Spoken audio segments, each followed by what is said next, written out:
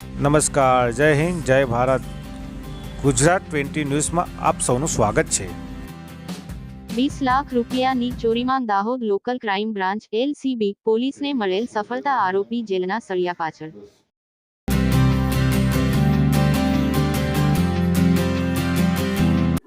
ગઈ તારીખ 11 જાન્યુઆરીના રોજ એમજી રોડ ઉપર એક જ્વેલર્સની દુકાન આવેલી છે. દુકાનના માલિક પોતાએ 20 લાખ રૂપિયાની એક થેલી લઈ અને પોતાના ઘરે જઈ રહ્યા હતા.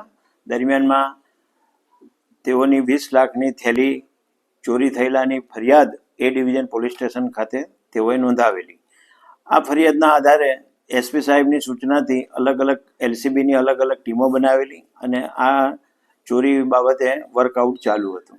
આ દરમિયાન એમજી રોડથી કોહિનૂર પાન સેન્ટર આવેલું છે ત્યાં સુધીના સીસીટીવી બધા ફૂટેજ ચેકઅપ કરાયા. આ દરમિયાન અમારી ટીમોને કોહિનૂર પાન સેન્ટર જે છે તેના માલિકની શંકાસ્પદ વર્તણૂક જણાયેલી, જેથી તેને બોલાવી ઘનિષ્ઠ પૂછપરછ કરતા તેઓ પાસેથી આ જ્વેલર્સની જે ચોરીમાં ગયેલી 20 લાખની થેલી મળી આવેલ છે.